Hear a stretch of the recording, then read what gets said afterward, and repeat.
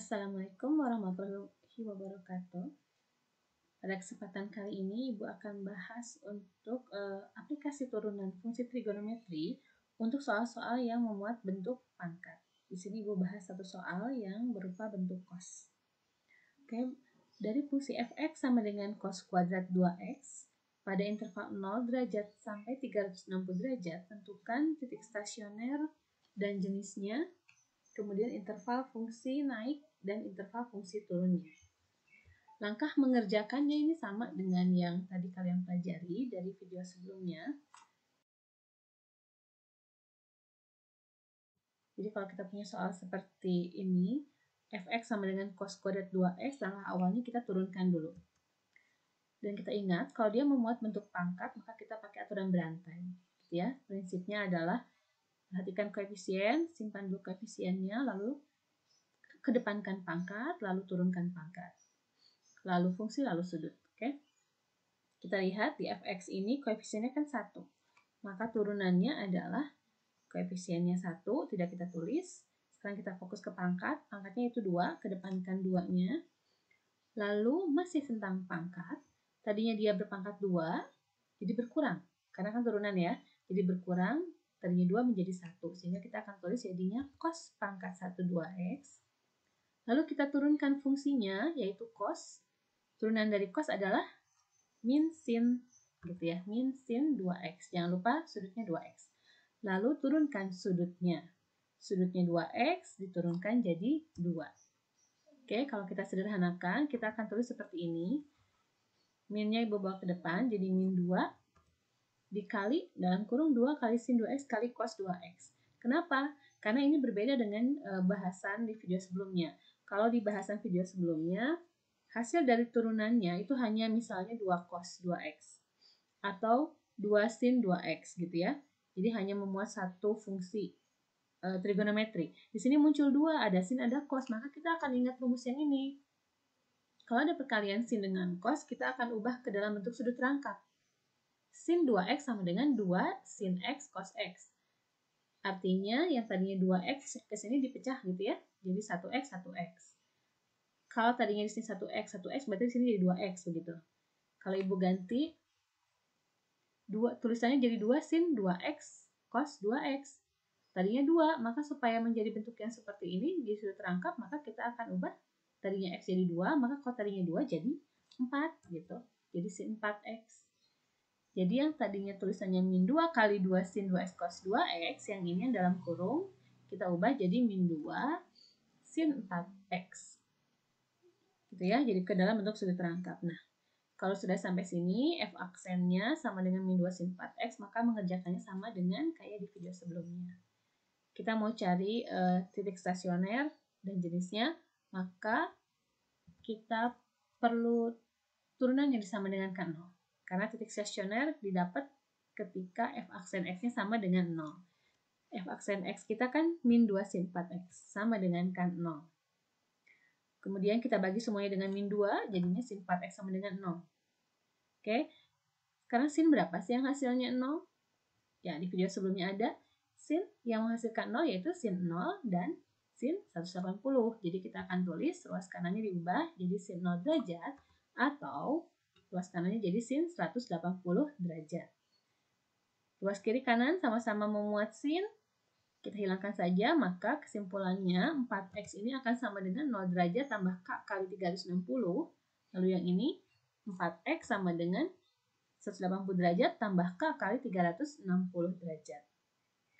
Ini semuanya ruas kiri kanan kita bagi 4, sehingga yang ruas kiri tinggal x sama dengan k kali 90 derajat.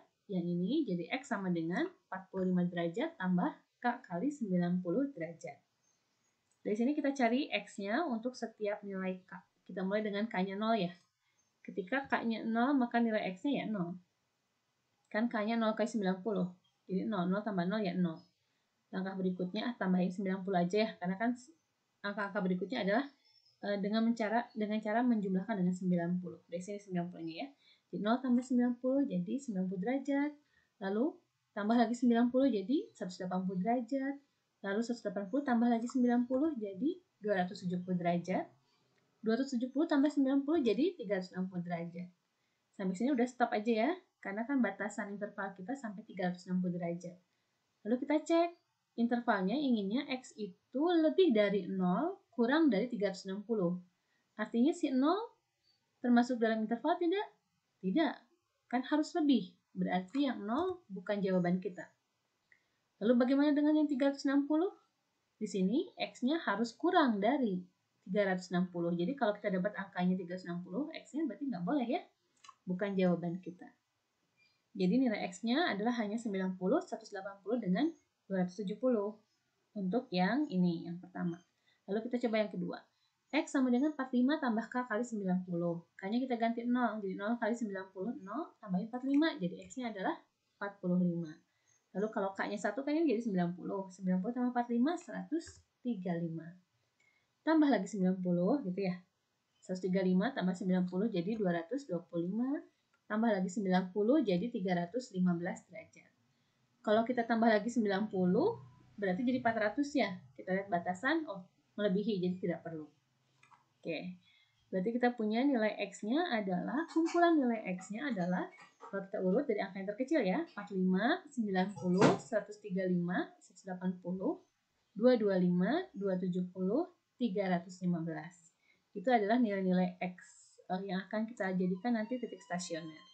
Oke, pertanyaannya kan tentukan titik stasioner dan jenisnya. Ibu lanjutkan. Tadi kita punya di kelompok pertama angka X adalah 90, 180, 270. Di kelompok kedua nilai X-nya ini. Ibu masukkan ke dalam selang garis atau garis bilangan berurutan ya. Dari 0 sampai 360.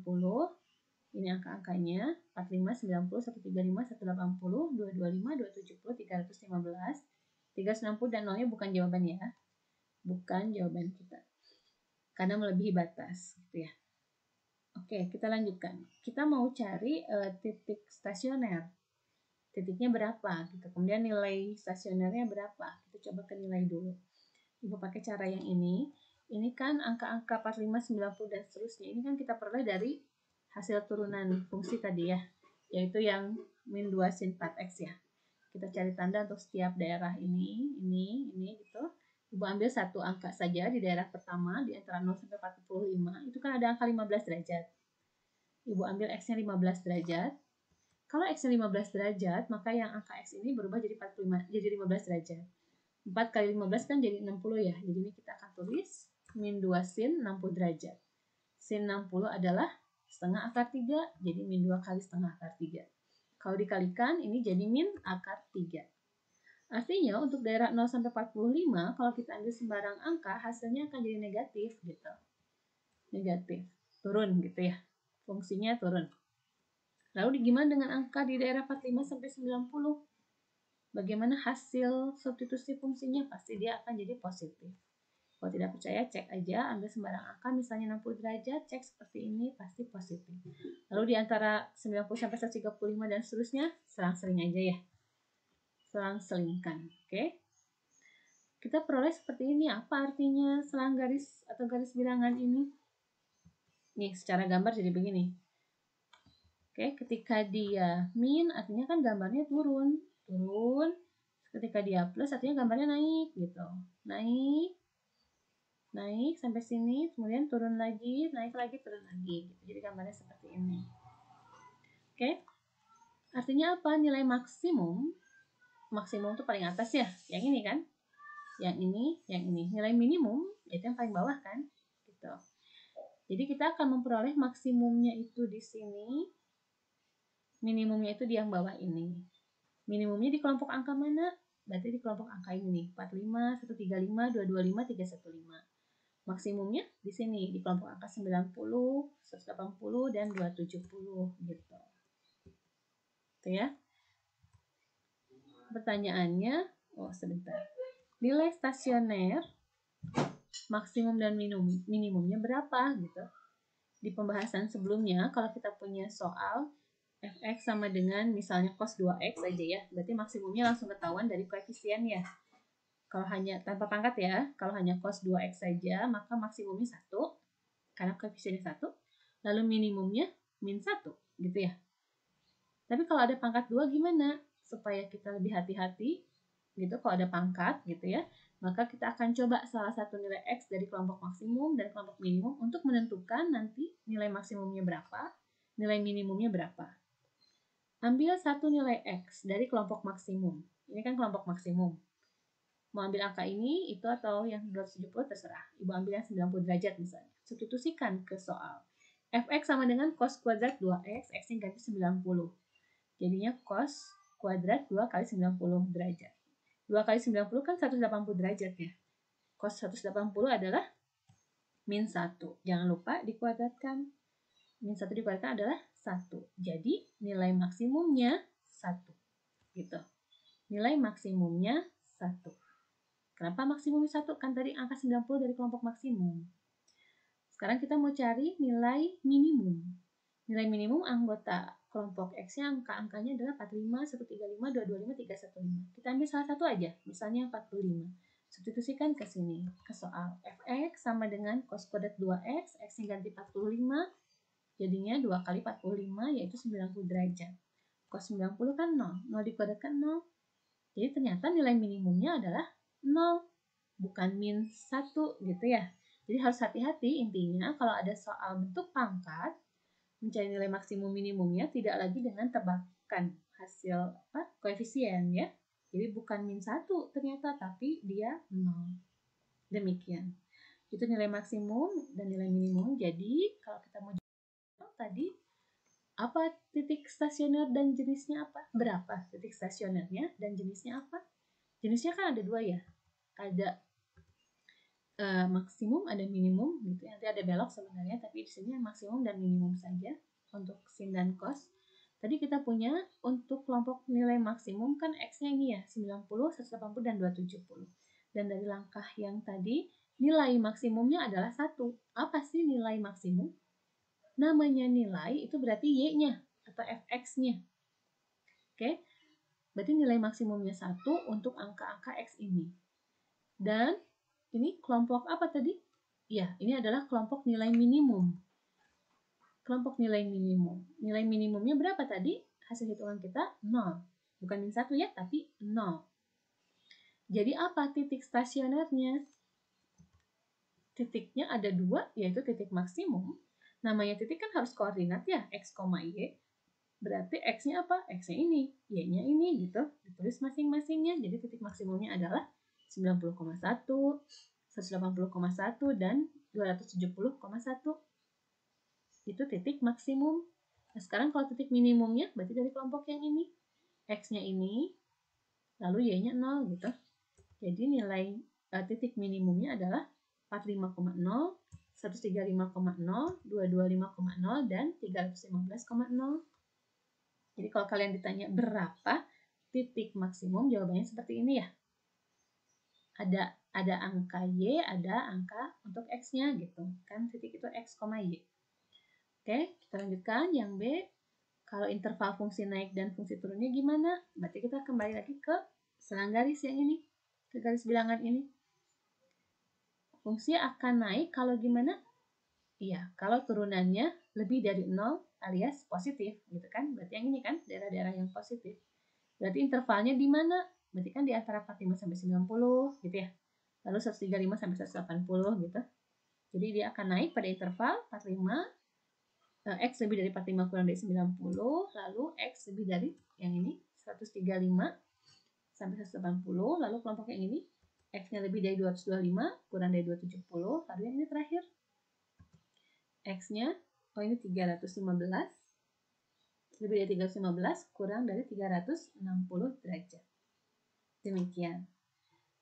Kalau interval fungsi turunnya, berarti turun itu kan ketika turunannya kurang dari 0 ya. Kurang dari 0 itu kan negatif. Berarti di interval ini, dan itu.